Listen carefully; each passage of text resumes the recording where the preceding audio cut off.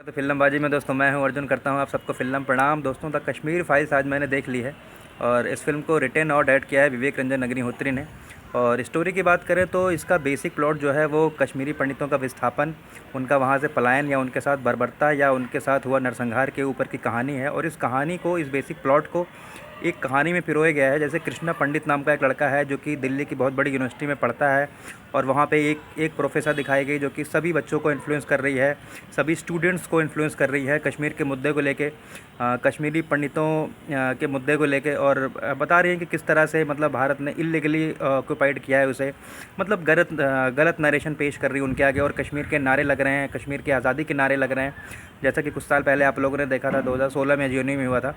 और वो अपने दादाजी के साथ रहता है, उसके दादाजी जो है फिर कुछ टाइम बाद गुजर जाते हैं और वो कहते हैं कि मेरी अस्थियों को तू जो है मेरे उसी कश्मीर के घर में ही मतलब बिखेरना वहीं पे, और मेरे 4 दोस्तों के साथ। और तो फिर जैसा कि उसकी प्रोफेसर उसे इन्फ्लुएंस कर रही है और दादाजी के अस्थियों को बिखेरने का भी मुद्दा है, तो वो एक तो कश्मीरी पंडितों का सच जानना चाहता है कि वहाँ पे कश्मीर का मुद्दा है क्या, कश्मीरी पंडितों का सच है क्या, उस एक्सोडस की, उस जेनोसाइड की कहानी क्या है।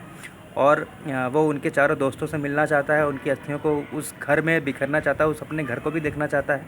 तो क्या कुछ हुआ, क्या वो मतलब अपने दादाजी के 4 दोस्तों से मिला, क्या वो सच्चाई जान पाया कश्मीर की, क्या वो प्रोफेसर से इन्फ्लुएंस हुआ, और क्या हुआ वहाँ के यूनिवर्सिटी के चुनाव का, ये सब कुल मिला के इस पूरी फिल्म की कहानी है।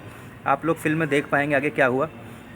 और स्क्रीन प्ले की बात करें तो दोस्तों विवेक रंजन अग्निहोत्री ने इसका स्क्रीन प्ले लिखा है और क्या शानदार स्क्रीन प्ले लिखा है। मतलब अगर कहीं फिल्म स्लो हो भी जाती है तो इसका मुद्दा इतना तगड़ा है, हर एक सीन इतना बेहतरीन है कि आप अपनी सीट पे बंधे रहोगे और जानने को इच्छुक रहोगे कि आखिरकार हुआ क्या है। क्योंकि इसके पहले तो किसी फिल्म मेकर ने इस तरह की सच्चाई को बयान नहीं किया, इस तरह की चीज़ों को मतलब बाहर नहीं लाया। एक सही तरीके से हर एक चीज़ को पेश किया गया, एक सही नैरेटिव में पेश किया गया है और बहुत ही सच्चाई के साथ, बहुत ही ईमानदारी के साथ हर एक मुद्दे को हर एक सीन में पिरोया गया है। स्क्रीन प्ले इतना अच्छा है दोस्तों, इसकी लेखनी इतनी अच्छी है इस फिल्म की। मैं आपको बताऊं कि अगर आप कश्मीरी मुद्दे को, कश्मीरी पंडितों के मुद्दे की ओर ध्यान दें तो आप सोचेंगे कि उस टाइम पे यानी 19 जनवरी 1990 को जब ये मुद्दा पैदा हुआ, जब उनका एक्सोडस, जब उनके साथ बर्बरता वो स्टार्ट हुई, तब उस समय मीडिया क्या कर रहा था, उस समय लॉ एंड ऑर्डर क्या कर रहा था, उस समय पुलिस क्या कर रही थी, उस समय मेडिकल फैटर्निटी क्या कर रही थी, ये सब सवाल आपके दिमाग में ज़रूर आएंगे। इसलिए ये जितने भी डिपार्टमेंट हैं, चाहे मेडिकल फैटर्निटी हो, चाहे लॉ एंड ऑर्डर हो, चाहे पुलिस डिपार्टमेंट यानी कानून हो, चाहे मेडिकल फैटर्निटी हो या मीडिया हो, ऑल इन ऑल इन सबको अलग अलग कैरेक्टर्स के नाम दिए गए दोस्तों। यानी कि मिथुन चक्रवर्ती इसमें ब्रह्मदत्त का रोल कर रहे हैं, वो एक IAS का रोल कर रहे हैं, यानी वहाँ से आ गया लॉ एंड ऑर्डर। पुनीत इससे जो कि एक DGP का रोल कर रहे हैं, वहाँ से आ गया कानून। और उसके बाद प्रकाश बेलावड़ी के जो करैक्टर है वो डॉक्टर बना, यानी कि आ गया मेडिकल फैटर्निटी। और अतुल श्रीवास्तव जो कि एक न्यूज़ रिपोर्टर का रोल कर रहे हैं, तो वहाँ पे आ गया आपका मीडिया। तो इस तरह से उन सब कैरेक्टर्स को, उन सब डिपार्टमेंट्स को अलग अलग किरदारों में पिरोया गया है। और एक पर्टिकुलर सीन है जहाँ पे ये सब आपस में लड़ते हैं। अब वो लड़ने का सीन क्यों है दोस्तों, वो इसलिए है ताकि हमारे मन के अंदर जो सवाल है, जो आम जनता के मन में सवाल है कि इन सब डिपार्टमेंट ने उस टाइम पे क्या किया होगा, उस चीज़ को बताने के लिए, उस चीज़ को क्लियर करने के लिए उनमें लड़ाई का सीन होता है एक वो छोटा सा। और वो अपनी अपनी बातों को रखते हैं, यानी कि media, police, law and order और मेडिकल फैटर्निटी। तो बहुत ही चालाकी से, बहुत ही शानदार तरीके से इस चीज़ को मतलब पेश किया गया है। और क्लाइमेक्स में हर एक चीज़ को, यानी हिस्ट्री तक को वहाँ पे बता दिया गया है कि आखिरकार हिस्ट्री क्या है कश्मीर की, केवल उस जेनोसाइड को नहीं, बाकी ये तक बताया गया कि 7 बार कश्मीरी हिंदुओं का नरसंहार हुआ है, आज से नहीं 7 बार। और 1913 में भी एक बहुत बड़ा कश्मीरी हिंदुओं का नरसंहार हुआ था। हर एक चीज़ मतलब पिरो के बताई गई है। इतना बड़ा रिसर्च किसी भी फिल्म में नहीं हुआ दोस्तों। तो विवेक रंजन अग्निहोत्री को हैट्स ऑफ है, बहुत ही अच्छा स्क्रीन प्ले और शानदार स्क्रीन प्ले। एक्टिंग परफॉर्मेंसेस की बात करें तो दोस्तों सबसे एक नंबर पे बाजी जीती है अनुपम खेर ने। बहुत बेहतरीन एक्टिंग की है, जैसे वो एक्सप्रेशन देते हैं, जैसे वो बोलते हैं, और जो उनका एक्सेंट है वो बिल्कुल एकदम कश्मीरी पंडित जैसा है। और चूँकि वो एक कश्मीरी पंडित हैं भी, तो वो उसके इमोशंस को सही से गैदर कर पाए, सही से पेश कर पाए। और कई सारे सीन उनके ऐसे हैं जो बिल्कुल आपको इमोशनल कर देंगे। ख़ास करके एक सीन है जहाँ पे वो बिस्कुट को चाटते हैं, बिस्कुट के चाटने का एक सीन है। वो क्यों है दोस्तों, क्योंकि कश्मीरी पंडितों का तो पलायन हो चुका है, वो कहीं बाहर जाके बस रहे हैं, अपना घर द्वार, अपनी नौकरी चाकरी छोड़ के, तो पैसा तो है नहीं, तो एक टाइम का खाना खा रहे हैं, एक टाइम उनको बिस्कुट काट के गुजारना करना पड़ रहा है ताकि उनके बच्चे भूखे ना सो सकें। तो वो बिस्कुट चाटने से पहले जो उनके चेहरे पे एक्सप्रेशन होता है दोस्तों, वो चाटना चाहते हैं और चाट नहीं पाते, और खाना भी चाहते हैं, भूख भी लगी है, लेकिन वो सब नहीं कर पाते क्योंकि मजबूरी है दोस्तों। तो वो एक सीन को बहुत अच्छे से, केवल एक्सप्रेशन से बहुत अच्छे से पेश किया दोस्तों। एक पर्टिकुलर सीन है जहाँ पे जम्मू कश्मीर के होम मिनिस्टर के सामने वो एक बैनर लेके आते हैं जिसमें लिखा रहता है कि आर्टिकल 370 को हटाओ यहाँ से। वो एक बहुत बेहतरीन सीन है, जिस तरह से वो डायलॉग बोलते हैं वो बहुत ही शानदार है दोस्तों, आपकी आंखें नम हो जाएंगी।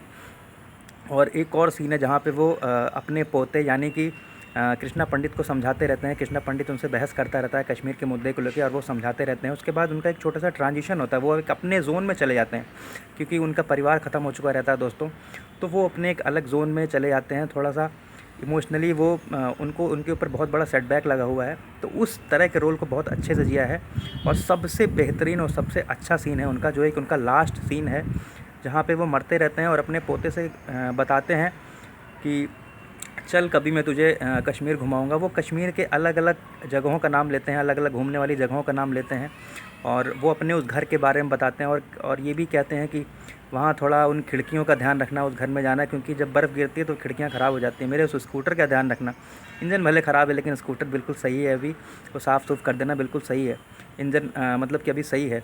तो ऐसा कुछ बोलते हैं, आपकी आंखें नम हो जाएंगी दोस्तों। आप ज़रा सोच के देखिएगा, अगर आपको अपना शहर, अपना घर छोड़ना पड़े तो कैसा लगेगा। वो एक फ़ीलिंग आपके दिल में आएगी। और इस चीज़ को मतलब एक्सेप्ट करके कैसे उस चीज़ को पेश किया है, कैसे हम लोग के सामने रखा है अनुपम खेर ने, तो hats off to Anupam Kher. और सेकंड नंबर आता है दोस्तों दर्शन कुमार का। बहुत ही शानदार रोल करते हैं, चाहे मैरी कॉम हो चाहे और भी फिल्में हो, बहुत अच्छा रोल किया है। यहाँ भी उन्होंने अपने मतलब परफॉर्मेंस को बहुत अच्छे से पेश किया। और ख़ासकर मतलब क्लाइमेक्स से जस्ट बिफोर का सीन है जहाँ पे इतना बड़ा मोनोलॉग वो बोलते हैं। उस पूरे मोनोलॉग में मतलब कश्मीर की पूरी हिस्ट्री पिरो के रख दी गई है, क्या कुछ कश्मीर में हुआ आज तक, मतलब सदियों पुराना पूरा इतिहास और प्रेजेंट और फ्यूचर सब कुछ पिरो के रख दिया गया है। और जितनी भी भ्रांतियाँ आपके मन में होंगी, जो भी चीज़ें कश्मीर के बारे में आपके मन में होंगी, सब कुछ क्लियर किया गया है। और इतना बड़ा मोनोलॉग है दोस्तों कि आप लोग प्यार का पंचनामा का वो मोनोलॉग भूल जाएंगे, कार्तिक आर्यन वाला, बिल्कुल। और मिथुन चक्रवर्ती बहुत ही अच्छा रोल करते हैं, शानदार रोल करते हैं। इसके पहले ताशकंद फाइल में भी वो अच्छा रोल किया था, यहाँ भी बहुत शानदार रोल करता दिखे हैं। एक सीन है जहाँ पर वो एक दुकानदार उन्हें जिन्ना वाला नोट देता है, उसको वो डांटते हैं, समझाते हैं और भारत के बारे में कुछ बोलते हैं। बहुत ही शानदार सीन है। एक और पर्टिकुलर सीन है जहाँ पे वो दर्शन कुमार को समझाते हैं, वो सीन भी बहुत बेहतरीन है दोस्तों। और पल्लवी जोशी जो कि एक प्रोफेसर का रोल कर रही हैं, उनका एक नेगेटिव रोल है लेकिन बहुत ही अच्छे से अपने नेगेटिव रोल को किया है। जैसे वो एक मुस्कान आती है, वो नेगेटिव इम्पैक्ट लाती है कि कहीं ना कहीं नेगेटिव चीज़ें उनके मन में चल रही हैं। तो बहुत शानदार रोल किया पल्लवी जोशी ने। और भाषा सुंबली करके एक लेडी हैं जिन्होंने जो कि कृष्णा की माँ का रोल कर रही हैं। छोटा सा रोल है लेकिन जैसे वो एक्सप्रेशन करती हैं, जैसे चिल्लाती हैं, जैसे रोती हैं, हैट्स ऑफ, मतलब बहुत शानदार, बहुत ही शानदार। और इसके अलावा और भी बहुत सारे एक्टर्स हैं दोस्तों छोटे छोटे रोल में, जैसे पुनीत इस्सर हैं, डीजीपी बने हैं, प्रकाश बेलावाड़ी हैं, डॉक्टर बने हैं, अतुल श्रीवास्तव हैं जो कि मीडिया वाले बने हैं। बहुत सारे एक्टर्स हैं। और हाँ, चिन्मय मांडलेकर जी का तो नाम मैं भूल ही गया। चिन्मय मांडलेकर जो कि टेररिस्ट का रोल कर रहे हैं, जो मेन टेररिस्ट बना है उसमें बेट्टा कराटे करके, उसका रोल निभा रहे हैं। और एक मराठी एक्टर हैं और कश्मीर का एक्सेंट पकड़ा है उन्होंने दोस्तों। और कैसे पेश किया है एक, मतलब एक आतंकवादी का रोल कैसे उन्होंने पोर्ट्रे किया है, मतलब ये सोच के ही हैरानी होती है। बहुत ही शानदार तरीके से किया है। आप लोगों ने तेरे बिन लादेन में उन्हें देखा होगा, तो वहीं से मुझे याद आया। और वो एक मराठी एक्टर है दोस्तों, ज़्यादातर उनका काम मराठी फिल्मों में है, मराठी सीरियल्स में है। तो बहुत ही शानदार प्रकाश मतलब उनका काम बहुत ही अच्छा है, चिन्मय मांडलेकर जी का। तो पूरी फ़िल्म बहुत शानदार है दोस्तों। ये एक फ़िल्म नहीं, ये एक सोच है, ये एक क्रांति है, ये एक बदलाव है। और भर भर के आज लोग आ रहे थे फ़िल्म को देखने। फ़िल्म अभी से हाउसफुल जा रही है, उसके शोज़ जो हैं 3 गुने कर दिए गए हैं। बॉक्स ऑफिस भी 2 दिन का बहुत अच्छा आया। मैं इसके बॉक्स ऑफिस का भी रिव्यू करूँगा, बताऊँगा कि वीकेंड कलेक्शन कैसा रहा दोस्तों। आप लोग भी जाइए फ़िल्म को देखिए दोस्तों, और बताइए कैसी लगी फ़िल्म। और मेरे रिव्यू को लाइक करिए ना करिए दोस्तों, फ़िल्म को ज़रूर देखिए, ज़रूर देखिए, ज़रूर देखिए। Okay, bye bye, take care.